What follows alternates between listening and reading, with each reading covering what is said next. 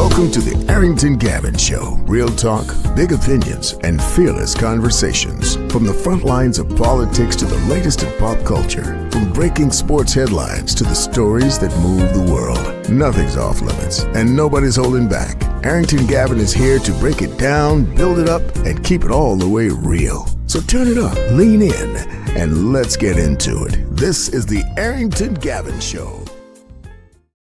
What is going on, ladies and gents? Welcome to the Arrington Gavin Show, your go-to spot for sharp insights, bold opinions, and unfiltered takes on the biggest stories of the day, whether it's politics, sports, pop culture, or the latest buzz. Look, we're diving deep and keeping it real, so please do me a favor, kick back, stay informed, and get ready to join the conversation. Look, my friends, as always, I bring to you great conversation filled with amazing guests. I'm thrilled and honored to have on Miss Santiera Brown-Yearling. Let me correct myself.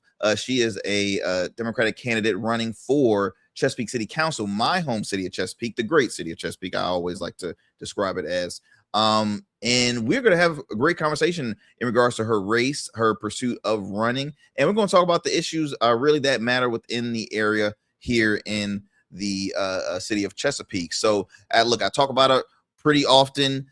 We focus a lot on the federal level, which, don't get me wrong, it's important to know what's happening in our world. But look, what happens on a federal level trickles down on a state level, trickles down on a local level. So it's very important that we all continue to be aware and just stay informed when it comes to local government. I share with folks time and time again, hey, look, have you ever checked out your local city website? I'm like, what is that? I'm like, look, I'm not saying you have to do it 24/7, but I'm just be aware that, hey, look, you have to know who serves in which position. Read the room, read the track record, right? You have to be aware of what goes on in your backyard. You have to be aware of the fact that, look, your voice is your vote. If you want to be heard, you have to get out there and vote.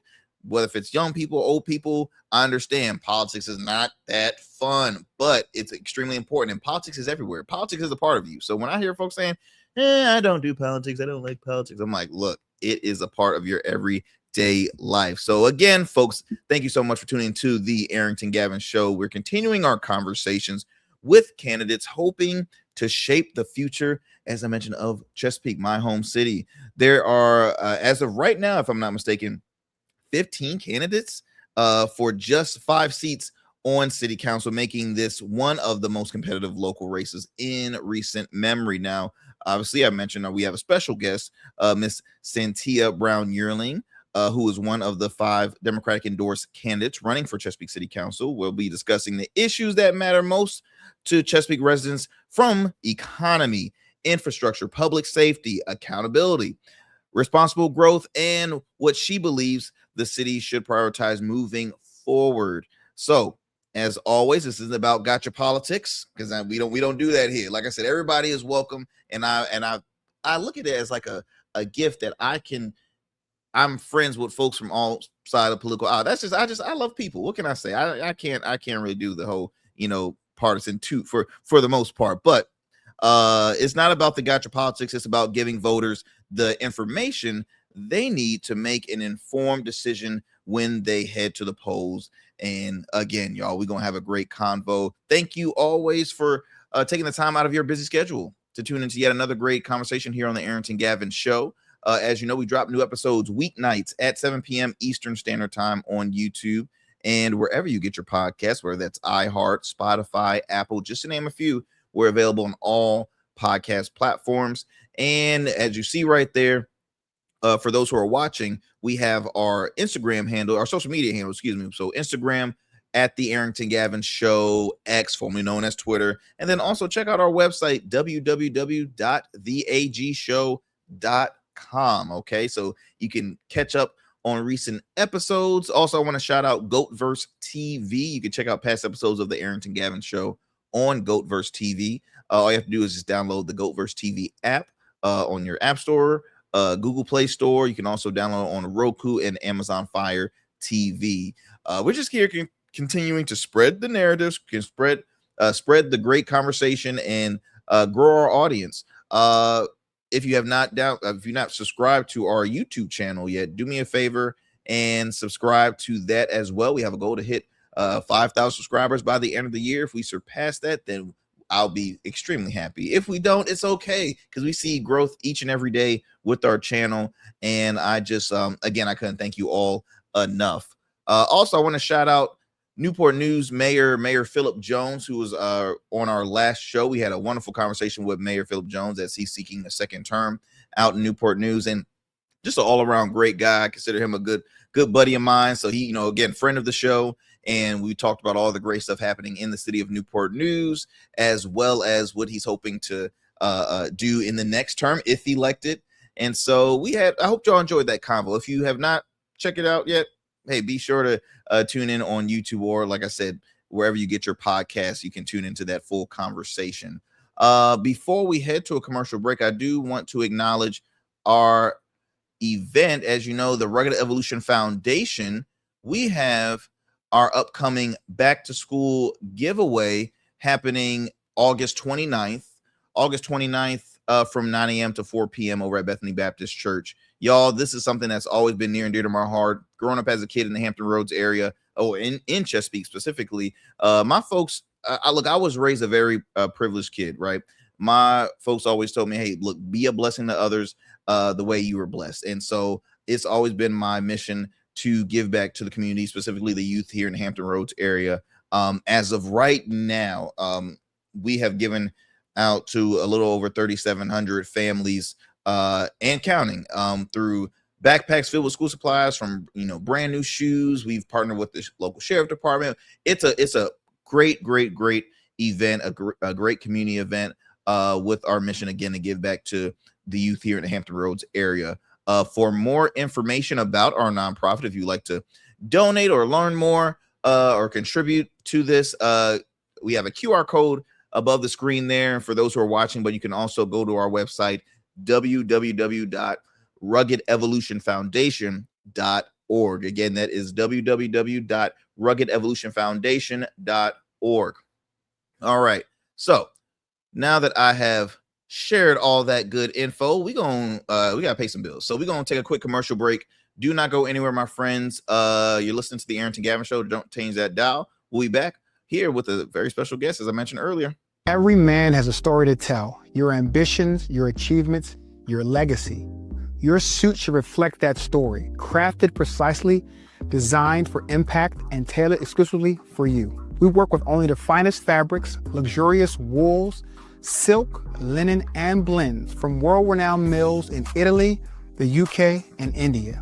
These fabrics are the foundation of custom suits that exude elegance and stand the test of time. But a suit isn't just about fabric, it's about fit, and it's about confidence, and it all starts with you. When you work with me, you'll receive a personalized consultation, whether in person or over Zoom. Together, we'll explore your vision and discuss your needs. And we're gonna bring your ideas to life. My journey as a designer includes apprenticing under New York-based designer Clavon Leonard, showcasing collections at New York Fashion Week, Algeria Fashion Week, and the prestigious Baltimore Met Gala. That experience is what we bring to every suit we create, from weddings to corporate events and everything in between. We specialize in crafting one-of-a-kind suits for life's most significant moments. Dapper Luke has been recognized as one of Baltimore's best menswear in 2023, and I was honored to be one of the 10 designers selected for the prestigious Baltimore Met Gala. With over 900 satisfied clients, we proudly serve Virginia Beach and Baltimore, bringing world-class designs to these incredible communities. We don't just make suits, we craft confidence. Your suit will fit your body, your style, and it will tell your story. Book your free online personal consultation today. Visit www.dapperluke.com. What's up, y'all? Welcome to And we still in traffic. Don't look familiar, do I? Not in this seat. Hey, what's that you listening to? Here to host today. Hey, turn it up.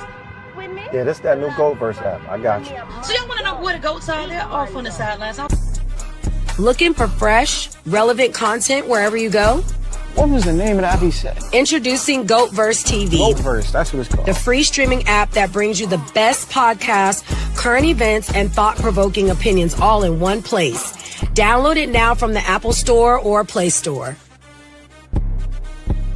In goats, we trust. 6'10", number one pick, 16 seasons, college player of the year, all-rookie standout. Joe Smith built a career on grit, consistency, and showing up. Greatness isn't just about the game. It's about how you show up every day. Rugged Evolution now offers body care products for every man, because not every man wears a beard, but every man deserves care. Greatness doesn't fade. It evolves. Rugged Evolution Beard Care. Every beard deserves to be legendary, and every man deserves care. All right, family, welcome back to the show. Welcome back. As I mentioned earlier, we have on a special guest, Miss Santiera Brown-Yearling. She is a candidate running for Chesapeake City Council. I'm honored to have her on. Without further ado, let's bring on our special guest. How are you, my friend? How's everything going with you? Hi, I'm doing well. Thank you so much for having me. Well, I know it's an extremely busy season for you, so I appreciate you taking the time out of your busy schedule to come here for a convo, and so we can get to know more about not just the candidate, but also the person. So if you don't mind, Cynthia, give us a brief background about yourself to our listeners here, and want to ask, a part of that upbringing, what led to your pursuit for city council? Yeah, so I was born and raised in the city of Suffolk, and I grew up in a household where my grandmother and my mother, they served people, especially in the church. And so growing up and seeing that, ultimately that was just my behavior growing up, even till now. And so I volunteered for nonprofits or organizations at an early age. I volunteered for church initiatives at an early age. And so that just led to my adulthood. Awesome. So service was always, a part of your upbringing, which I think is a wonderful thing just growing up, because I always tell folks, hey, I have my bad days, right? But at the end of the day, I know somebody has it way worse than me. And so I think it's important because you learn so much through service. From there, where the career path, because I know you work in the healthcare space. If you don't mind sharing a little bit about your career. Yeah, so I'm a registered respiratory therapist. I've been practicing at the bedside and in the field for about 13 plus some years. And so it ties into public service because, as I've always say, I take care of people who are in need of resources beyond the walls of the hospital. And so, there are challenges in the hospital, but they're also still facing those challenges when it comes to how am I going to pay my bills, to food sources and other resources that's needed. And so, when I'm caring for these people, I'm also having outside conversations. And so that's really how it ties in to public service and wanting to do more. So then the opportunity comes, the opportunity comes to, having those conversations with folks and finding out the issues occurring specifically here in the city of Chesapeake. How did the genesis of that start? Because I always like to tease folks, like, politics out of it's not a fun thing. Like, yuck, like you're pursuing city council, and it's a big leap right there to pursue and say, look, I want to be the voice of the voiceless. I see an issue happening. I want to do something about it. So I want to pursue. How did that thought process, what led you to pursue running for city council? Yeah, so, it ties back into my profession. So in 2018, I was appointed to the Respiratory Advisory Board for the Commonwealth of Virginia. I was appointed by former Governor Ralph Northam, and then I was reappointed by our former Governor Glenn Youngkin. And so being in those rooms and having those conversations and being a part of the decision-making process, that led to this run, right? Because I ran in 2022. And so being in those circles and seeing the work that I've done with my colleagues as well, that led to me being appointed to the Chesapeake Commission on Health and Wellbeing.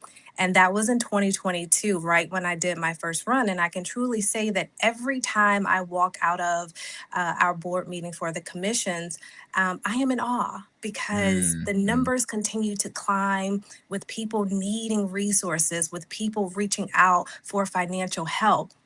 So I'm thinking, well, I'm making decisions at the table, right? Yes, it's on boards and commissions, but that work can also impact the city. And that is what led me to consider running for city council, because I've been doing the work, but I want to do the work in a different way. Absolutely. How long was like the thought process when deciding to make the run? Was this like did it last for a week? Did it last for a couple months? Did it last longer? I mean, again, I can barely make the decision on what outfit I'm gonna wear the following day, and that takes that's why my wife would say that's why you're always late to something. I'm like, but seriously, like all jokes aside, like that's a a big step. So how was that process? Was it a long thought process? You said nope, I'm ready for it. So it's definitely a conversation that I had to have with my family, right? Because this is a huge step. I'm putting myself and not only my family in the public eye. But in 2022, when I reached out to Delegate Cliff Hayes and I reached out to a few of the city council members who were serving at that time, just to get an understanding of what would I be getting myself into. And it just goes back to, I'm already at the table. Now let me represent the voices like you just said. So it wasn't an overnight decision. It wasn't a week decision. I really had to think about it and pray about it because I knew the step and the work that would go into running a successful campaign and being elected on city council, doing that work as well. So it did take some time. Absolutely. When you look at Chesapeake, because I truly I am a Chesapeakean through and through, but I know we can improve a lot. Just like if folks say, hey, are you proud to be in America? Absolutely. But I understand that we have some things we could definitely improve and no one's perfect. That being said, you often speak about building a stronger Chesapeake. Yeah. When you look at the city today, what do you believe we're doing well and where do you see us falling behind in? So, when I'm out here talking to people, the biggest thing that I hear is the accountability piece and the transparency piece. People feel that, yes, they go to city council and they voice their concerns, but there's no follow up. There's no solutions to what they are requesting and seeking help for, right? So that's where my campaign is more so in response to that. I'm the candidate and the leader that's coming to the table with the practical and thoughtful solutions, right? Because I truly believe that how do we connect with our communities is through progress, and it's built through the ground up, through the civic participation and building with our communities. Very true. And I think, and you mentioned it early on when you were talking about your two appointees under two governors, which I want to impact that because one was a Democrat, one was a Republican. I think that speaks volumes because for one, we're in a political climate now where so much division. So you're seeing a lot of push for the bipartisanship, which I'm an advocate for bipartisanship. That's why I've always considered myself an independent. I vote on person, not party. Obviously I don't agree too much what's going on in Washington at all. So I lean a little more on one side in that case, but Chesapeake, the city of Chesapeake, is an at-large city where the majority of cities in the Hampton Roads area have either a ward or district system. So you mentioned about the accountability, please. The accountability. I think we struggle, and I've noticed this just by speaking and listening in different groups. A lot of folks do feel like there is no transparency, right? They don't hear from their elected officials. They might hear from one, but it's like, hey, we've been talking about the same issues for years and years, and it's very unfortunate. We have communities that feel overlooked, right? They feel like no attention is being brought here. It's only one side of Chesapeake. I guess I threw that out there because being that Chesapeake is at large, the race is at large, right? You have to I guess campaign. Well, not just campaign, but you have to I don't want to say sell yourself, but you are kind of selling yourself to, as far as to try and earn votes to Republicans, independents, Democrats. I want to ask, what conversations at the doors have surprised you the most during your campaign as of right now? Like, I know you spoke with so many folks throughout the campaign cycle, and it's still early on, but I mean, you've been very involved because, as you mentioned, this is your second time running for city council. So what have been some of the conversations that you've heard from the public as far as like, hey, these are issues that I want to focus on. I don't see it happening. Yeah.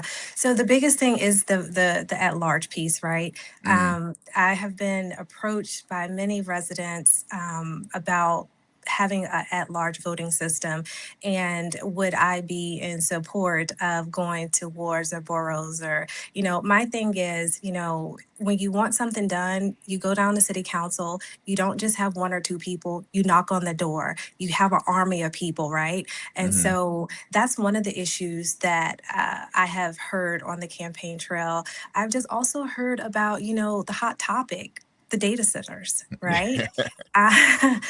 You can't get around it. And so I was on the virtual the other day with the planning commission. And so the residents, they showed up, they spoke out about it. And not just when it comes to data centers, it's also having recreational centers in the area more, so that way our youth can have something to do outside of just looking at an iPad, right? So those are some of the issues, and even down to infrastructure. And that also goes back to the data centers. So everything right now that I'm hearing and that residents are talking to me about is like around the data center and how it will impact their household. I'm curious because I've had more than half of the candidates on so far, and I've asked everybody, this question equally. Like, what's your stance? And you might have already answered, but I just kind of want to be clear. What was your stance? What's your stance on at large, or possibly in the future wanting to see a ward or district system for the city of Chesapeake? Yeah, I think because I have listened to the people, I would fight for what the residents want. And if they want to have the ward or the borough system for voting, that's what I will fight on. Because at large, it is what Chesapeake is like 260,000 people, right? 260,000 people, the second largest population was in the state. Yeah. So, when you're campaigning, you're not going to touch everyone. But if you just have more of a local type ward system or borough where you have a candidate that can solely focus on what that community needs, I think the people would get what they want for once. And then they would feel like they have that accountability. They would feel that they can see that transparency because it's much smaller. Second question, you mentioned the data center, which is a hot topic. I mean, we hear that everywhere. And look, we have signs I've driven through neighborhoods where I see the signs, no data center here. I know there's folks that are somewhat in favor, but really when I think about it, this is a bipartisan issue. Like, it's a lot of folks on both sides that are not too fond of it. If you don't mind sharing your take on the whole data center battle happening out here.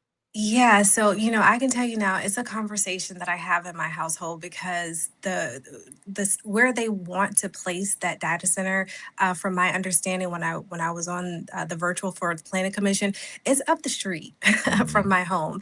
And then when I listen to the residents, and when I have did the research, how it will impact the water system, how it will impact our utilities. And like they said on the planning commission, honestly, because Chesapeake is a Dillon Rule city, there are no specific laws saying that we can't do it. So ultimately, is there a high probability that it's going to happen? Yes, but we just need to make sure that we have strict regulations, as the Planning Commission has done, to make sure that the data centers are acting within those regulatory standards. Do I want a data center, to answer your question? No. I agree with you on that one. It's always difficult because, of course, we're a forward moving city and nation, and it's like, okay, technology is going to continue to expand, but do so in the respectable way that doesn't affect community. That also being said, you have small business owners in the city of Chesapeake that sometimes feel like the corporations are kind of, overpowering, and the city gets more of a the city gives more of a focus to the corporations rather than the small business. What is your stance on just small business? If we don't mind, kind of, we want to kind of go into more of your initiatives and priorities, because you mentioned about accountability, which we'll kind of backtrack with that, but just share your take on the small business initiative. Right, you have a lot of business owners that are saying, okay, what's the benefit if we elect Santiera Brown-Yearling and City Council, where can a small business, are we gonna feel welcome? Are we gonna actually get some attention? What would you have to say for that? So here's the thing, being a small business owner myself, my husband and I, we operated a food truck, Smoke and Roll Barbecue. And so we know the day-to-day struggle. We know the day-to-day highs and lows of when your business succeeds and when it doesn't have a good day. So my stance on small businesses, I will absolutely support more small businesses, whether we have small business Saturdays, every Saturday here, to get their business out so that way they can feed their family. So coming to the table to support them, making sure that, we're not increasing the taxes and all of these other things that impact their business, I would definitely, work with those stakeholders to have a meaningful discussion so that way they will and they do feel supported. Awesome. Speaking of taxes, now I know out of the 7 cities, and this is a fact that probably a lot of Chesapeake residents don't really know, but we pay the lowest taxes compared to the different cities. But I would still consider Chesapeake, between us and Virginia Beach, the most expensive to live in. Not a lot of folks are, new, especially new home buyers. They would love to move to Chesapeake. They're like, oh, I love the flexibility. I love the space. I love the atmosphere. I love the schools. Yeah. But I can't afford to live in Chesapeake. And I know I have friends that, I think will risk moving to. Matter of fact, I have one of my best friends, him and his family. They live in Moyock. Moyock, North Carolina. I know folks that will move to Suffolk. They might work in Chesapeake, but they can't afford to live in Chesapeake. Right. As far as the affordability, that's what we bring up a lot. Me personally, I always, and I kind of say sarcastically, but like, affordability where? I don't know where is it affordable to to call Chesapeake home. I would love, folks would love to stay here, but they can't afford. So what's your take on the affordability in the city? That's a hot topic. That is a kitchen table topic that families are talking about, right? And so for me, yes, we do have some challenges and some barriers here to affordability. And so I think I've said this before, I would definitely come to the table with the stakeholders. Where can we incentivize the developers and the builders, right? And where can we incentivize the families who are buying the home? And so that's where we have to have those conversations on both ends of the table, so that way we're all benefiting from it. So as far as I don't know, what are some of your top priorities that you mentioned accountability, but what are some of your top priorities that your campaign is focusing on showcasing during this campaign cycle? What are some of your top priorities that you see that needs to be dealt with here in the city, and that you have the solutions to bring it to the table? Yeah, so definitely as a healthcare professional, right? I always want to push for the mental health piece, making sure that we are having those initiatives, those things in place to help with the mental health component of our residents, right? And I know Chesapeake Regional has that new mental health program and that facility there, which is great, but we just need to make sure that we have it there. Is it fully staffed? Do we have enough doctors to care? Do we have enough counselors to care for these patients, right? So definitely from the healthcare standpoint and making sure that, we are tackling the homelessness that's here in the city. And I know that is a big topic. And in full transparency, when you talk to people, if you bring up, well, let's have a shelter on one side of the city, they don't want it there. Well, let's have a shelter on another side. They don't want it there, because then people feel like, you're degrading their communities, or you're degrading where they live. So that would be something that I would definitely want to come to the table to talk about as well with stakeholders, because that is an issue here in the city.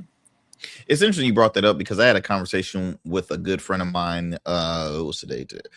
Yesterday, actually, and he lives in Virginia Beach, and Virginia Beach has a lot of residents are not too happy of the closure of, I believe it's the national golf course that they have out there. And the golf course, what they have said, they have owners, but they're contemplating on putting affordable housing on that, on that development. A lot of folks are not too happy about that. They asked for my opinion, and I was like, well, I guess some frustrated folks will look at, well, is it going to lower the price value of my home because of, and it's unfortunate, because everybody deserves a place lay their head. Everybody, and regardless, I mean, the city is going to continue to grow, just like Chesapeake. Chesapeake is going to continue to grow. That being said, I do see a lot of expensive apartments being put up in development and housing developments being built. And then you have to also wrestle with Chesapeake has the what's the word I'm looking for? Not industrial look, but well, you have a lot of folks that live in more rural Chesapeake that wants to keep it rural. Yes. How do you balance to, hey, we have to bring in that growth. We need the affordable housing. We also want to bring in, just folks in general to move, but you also want to keep that historical value. How as if elected as city council, how do you balance that? Yeah. Yeah. Well, I will say, here's the thing. Do I want the city to move forward? Yes. Do I want the city to grow? Yes. Do I want, I have 2 animals, right? I have 2 dogs. And so do I love nature? Do I love to ride down to rural Chesapeake, Southern Chesapeake, as they call it, and, smell the natural air and, see the woods and the trees? Absolutely. I enjoy that. So, it's all about coming to the table and just having that balanced conversation of where do we need to keep the historic areas of Chesapeake, and where are the areas where we can definitely grow and attract new businesses, right? Support those small businesses. So it's just about finding balance. I mean, I'm there to do both, to support what we have, but we also have to grow. And to go back to what you mentioned about mental health, to speak to mental health as well as just your career in healthcare. And it's just I'm asking this as a resident, does Chesapeake have enough hospitals for how big the city is? Do we have enough, and that could be emergency hospitals? I know we have plenty of urgent cares, but could there be more emergency hospitals? I know that's kind of like that was not in my notes. That was literally just like, well, I'm just curious because I know, and I mean to cut you off, but I know Norfolk has had an effect because they lost one hospital, I believe, a few years ago, and so it's like it's not fun when you lose emergency room, because it's like, okay, if an emergency occurs, you want the closest as possible. So I was just curious, does Chesapeake have a good number of emergency hospitals, or could you see more hospitals come into the area or being built? So, Chesapeake Regional has been around for years, right? And just working at the bedside, do hospitals have peaks? Yes, they do. Do they have lows? Yes, they do. I will say, are there enough healthcare employees to care for people during the peaks? They are not. So while I would say, we could consider another hospital, but if you consider building another hospital, will you have enough employees to fill the hospital up with workers? Will you have enough employees to care for people who need help?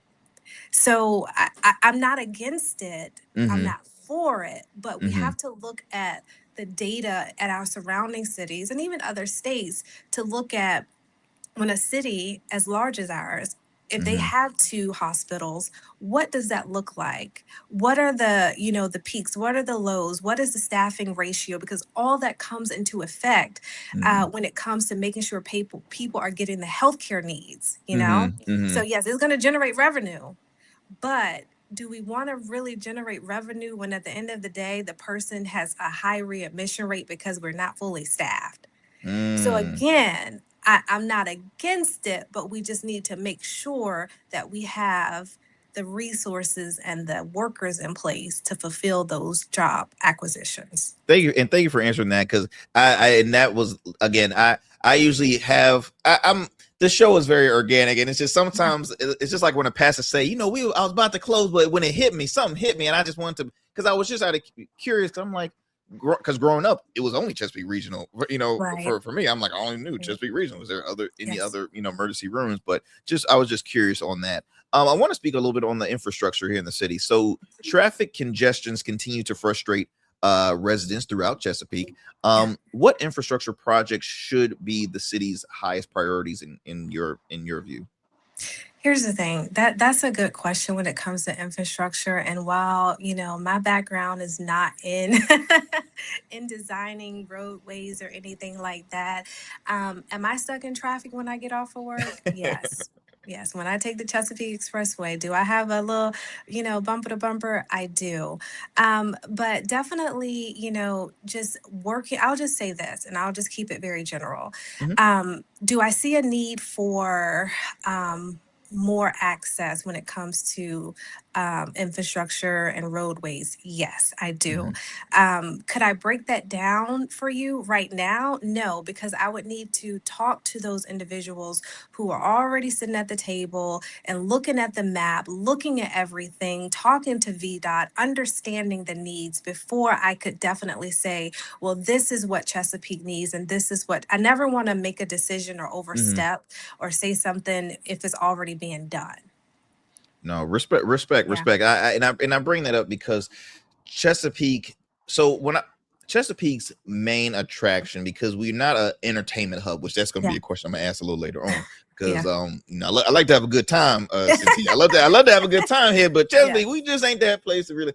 But we have tons of traffic, especially in the Greenbrier area, and we've seen businesses close. We're seeing businesses come. There was just an announcement that they're bringing a Costco's. I'm like, God help us all, because we already got traffic and now going to be a Costco's.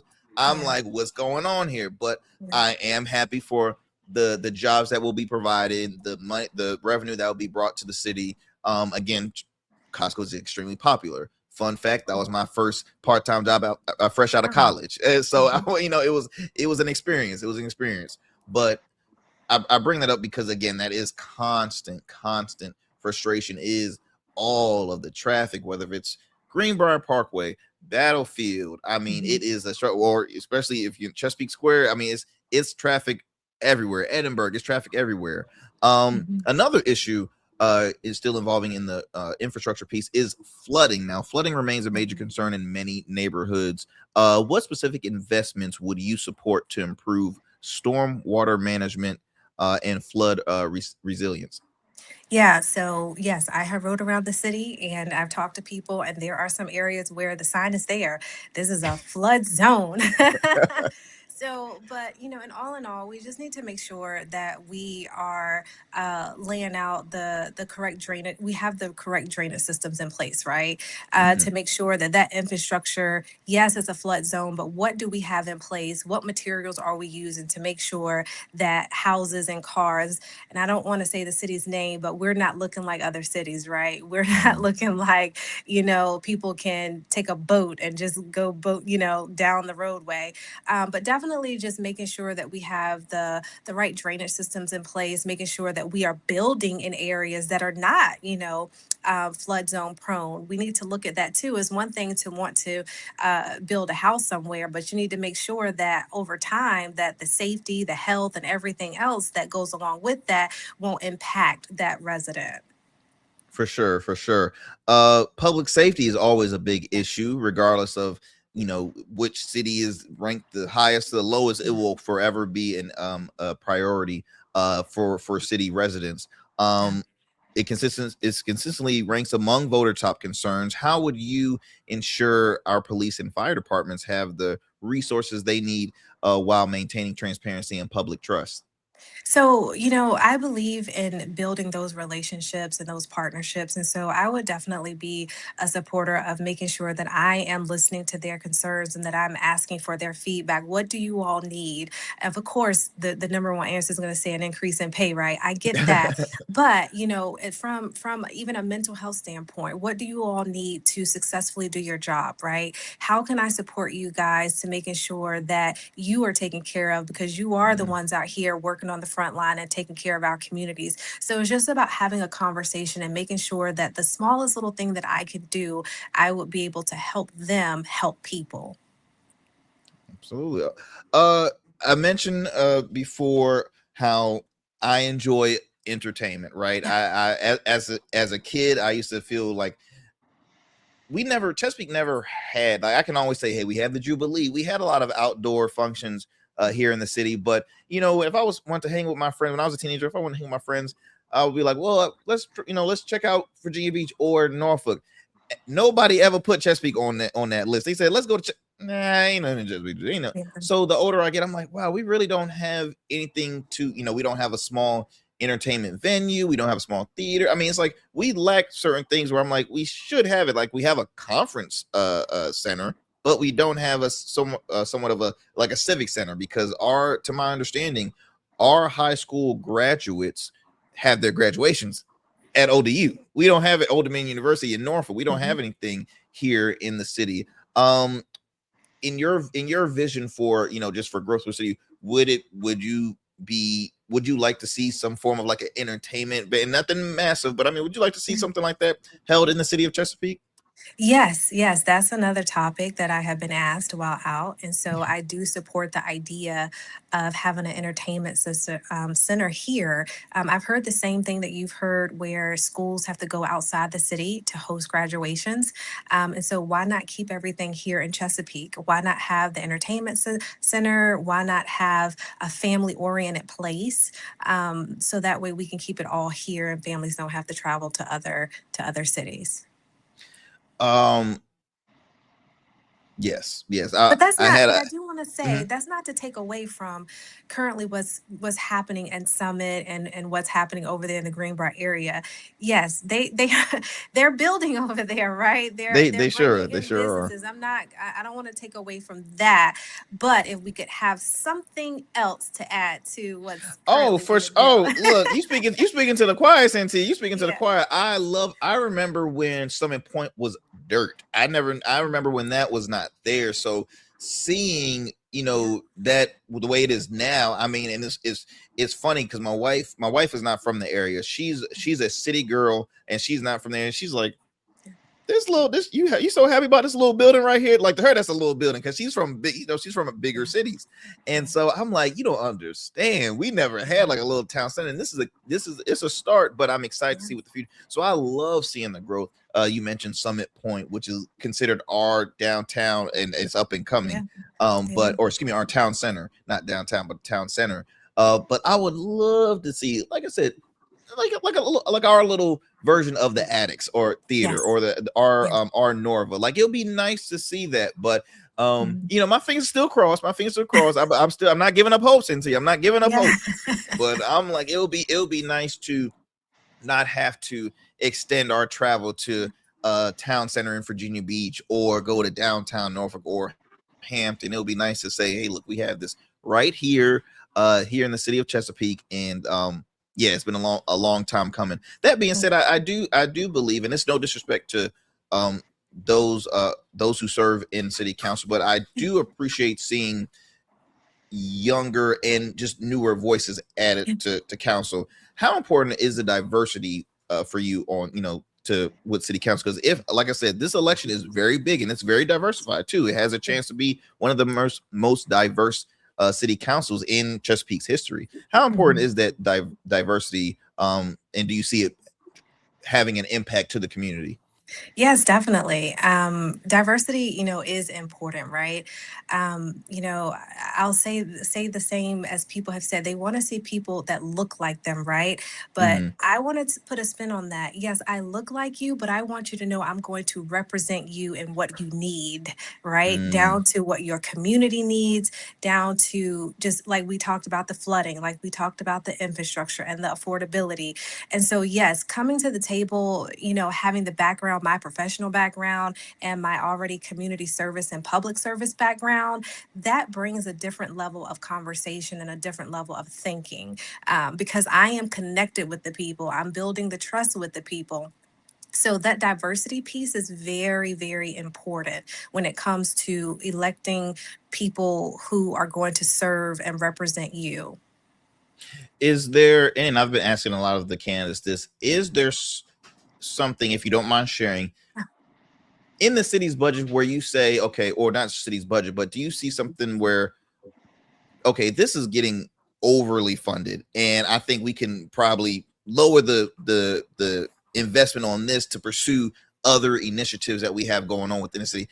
Are there pieces in there? Like I said, if it's no response, I understand, but is there something that the city kind of puts too much focus on and should be focusing on X, Y, and Z? To be honest with you, I'll keep it very general. Mm-hmm. You see that you you see how the houses is being built, right? Mm-hmm. If there's a plot of land, there's a apartment going up, there's a house going up. You know what I'm saying? So we need to look at that, right? Because that Mm-hmm. was another issue. People feel like, neighborhoods are becoming overcrowded.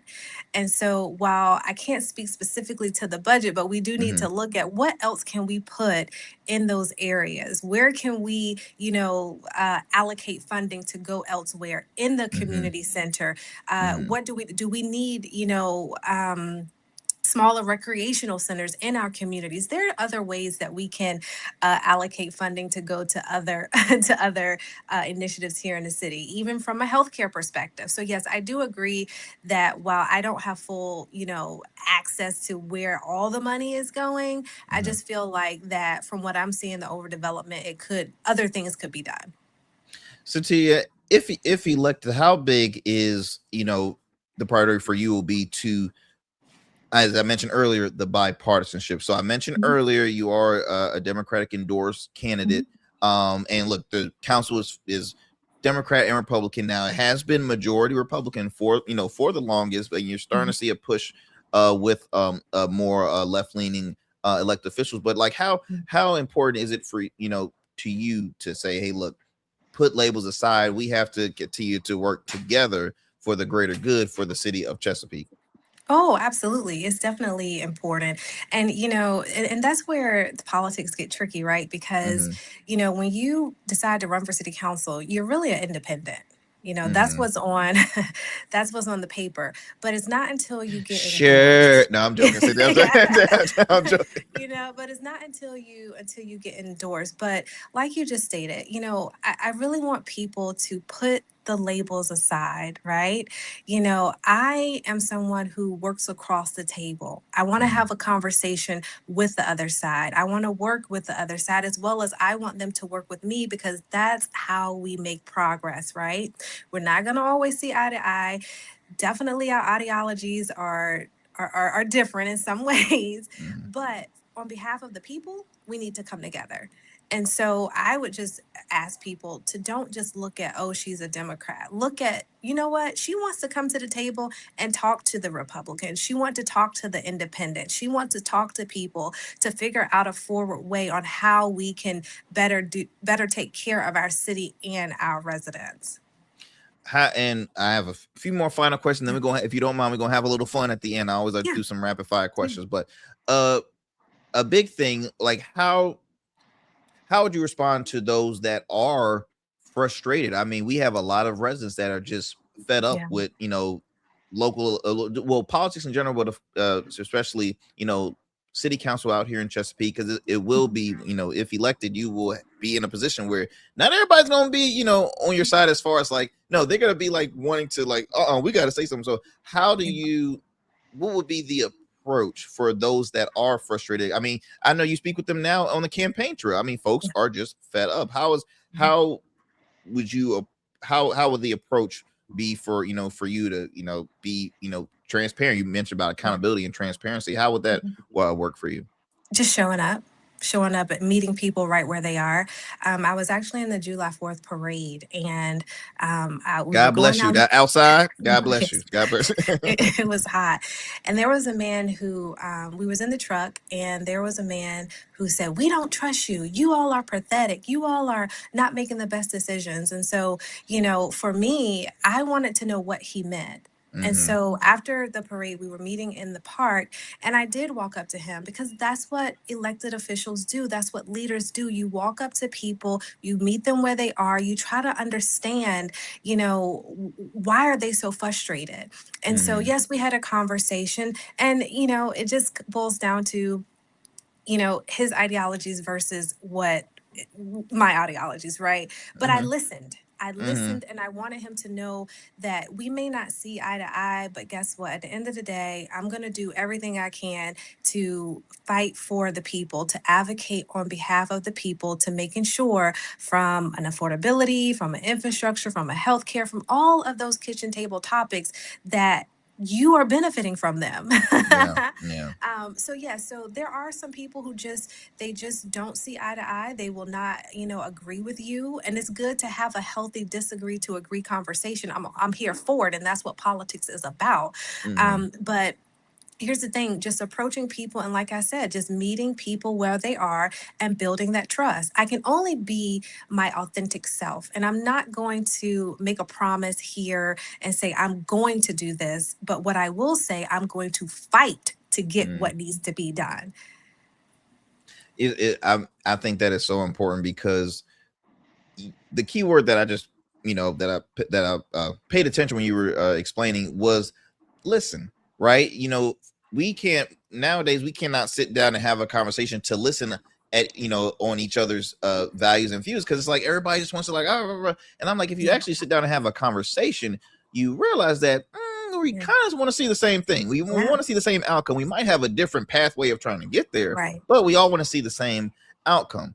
And so it's extremely important, and it's even more important because folks can always be can take things differently, right? Sometimes there's misinformation that's put out and folks don't really know the details, so it's very important that sit down and listen. So I think that's, again, extremely important of what you did. I want to have a little fun, and before we close, I definitely want to share folks, how can folks continue to follow and support your campaign, but I also want to have some fun. So okay, let's see, coffee or tea? Oh, coffee, iced coffee. Okay, only iced coffee. Is that in the cold climate and the warm climate too? Yes. Okay. Now do you make your own iced coffee, or do you have your specific? Are you Dunkin', Starbucks? Oh, I'm Dunkin', but I do make my own iced coffee.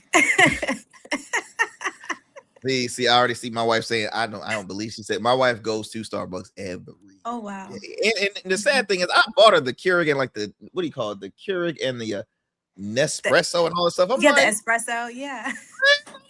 What's up? But it's not the same. Okay. Favorite restaurant in the city of Chesapeake, and it can't be your food. It can't be what? It can't be your food truck.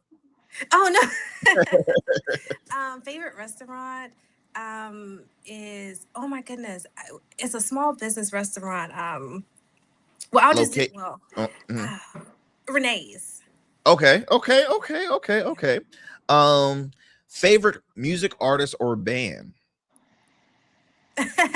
Favorite music artist. Right now I am what is her name? Oh my God, I forgot her name, but I'm feeling her right now.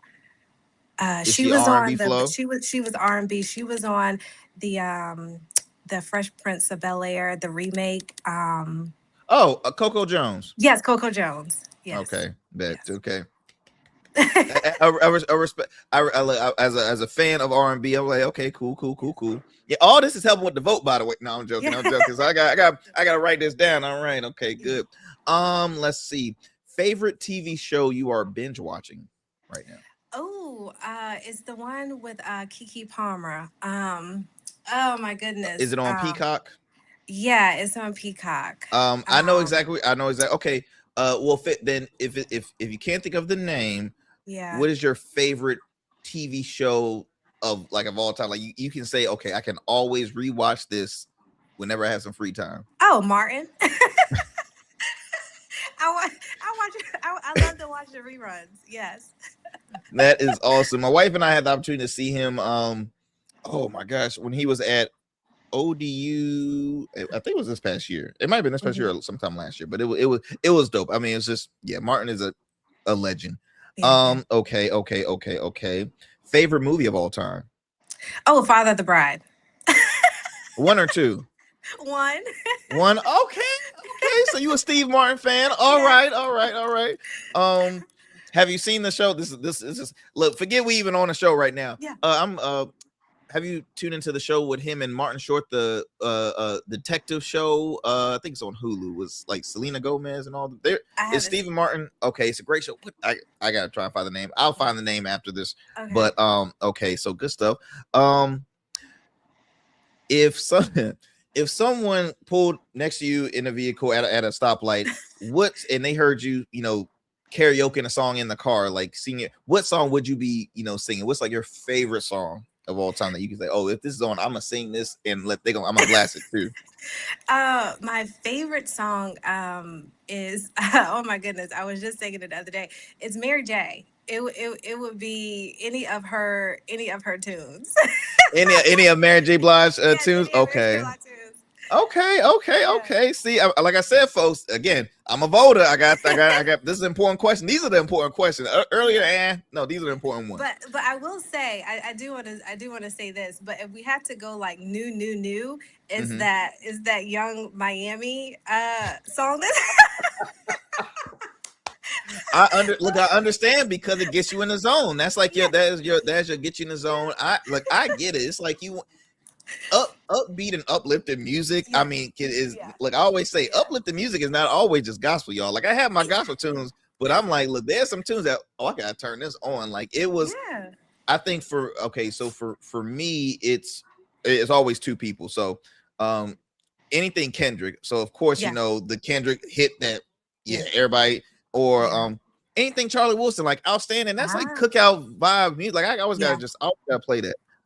Okay, favorite go-to comfort food. Oh, go-to comfort food. Oh, Oreos.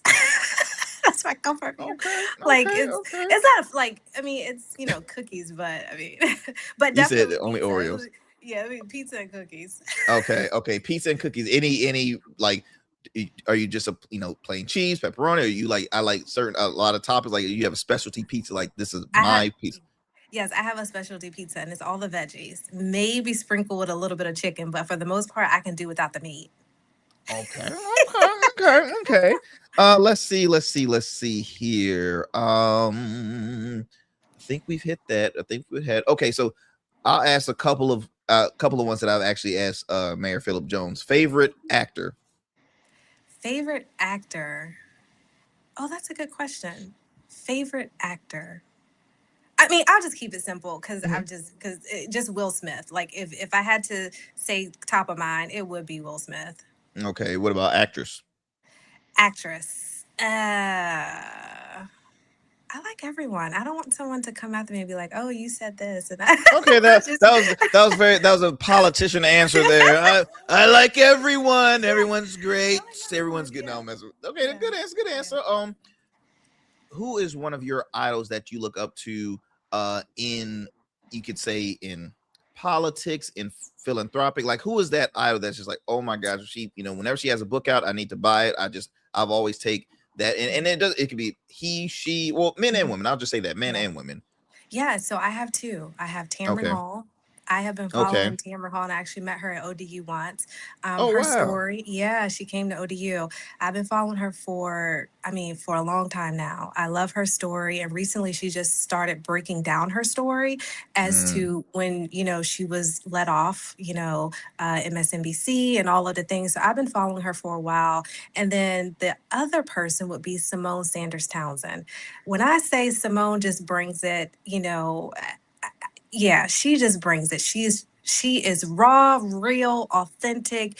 What you see on television is what you get in person. Yeah. And so those are the two women that I really, and from a fashion standpoint too, right?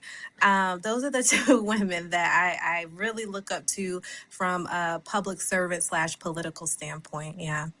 Awesome. Best advice ever received. Best advice ever received. Keep showing up.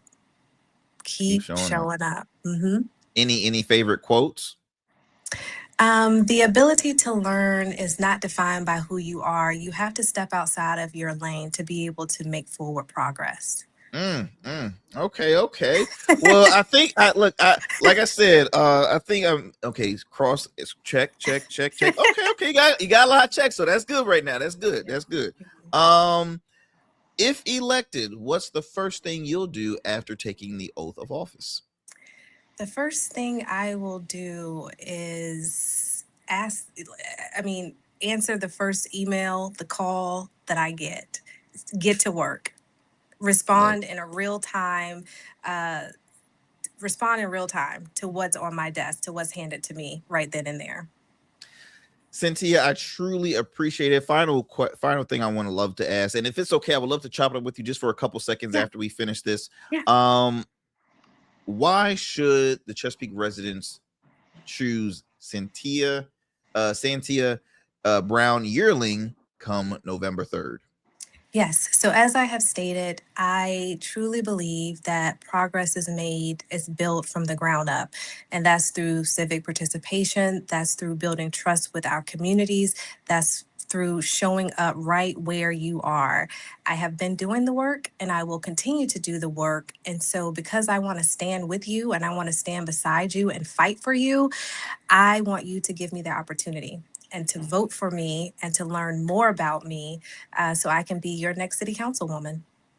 For those who are watching, I've provided your site. If you don't mind sharing with our listeners, how can folks continue to follow up, read more on your platform? And hey, if they would love to contribute, support your campaign, how can they do that?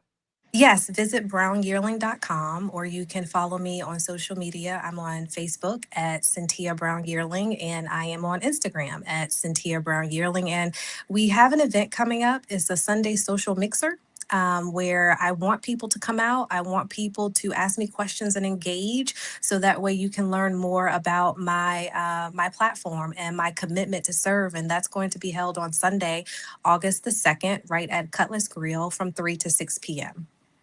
Wonderful. Well, Santiera Brown-Yearling, I truly appreciate you taking the time out your busy schedule. Please don't be a stranger. Best of luck on your campaign. Like I said, I asked the important questions at the end. Okay, so you had a lot of it was good answers there. Good, like how they say on Family Feud. Good answer, Steve. It's up there. Good answer. That was a good answer. But again, I appreciate you for taking the time out your busy schedule, because it is a busy season occurring right now here in the city of Chesapeake. And again, look, best of luck to you. But like I said, don't go anywhere. I'd love to chop it up with you just for a couple seconds. Thank you. All right, folks, I hope you enjoyed yet another great convo here on the Arrington Gavin Show. As I mentioned, man, it's important to know what goes on in your backyard, local government. And we've been fortunate to have on a large number of local candidates here, not just here in the city of Chesapeake, but outside of the state of Virginia. It's important. So I hope y'all enjoyed. As always, take care, stay safe, stay informed, and I will talk to y'all soon for another great convo here on the Arrington Gavin Show. Peace and blessings. I'm out.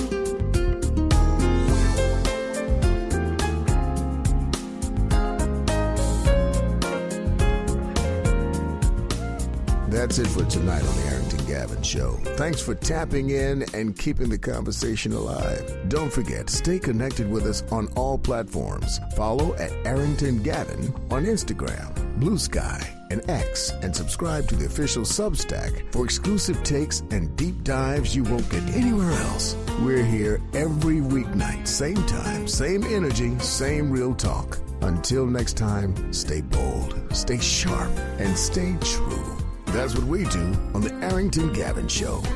Peace.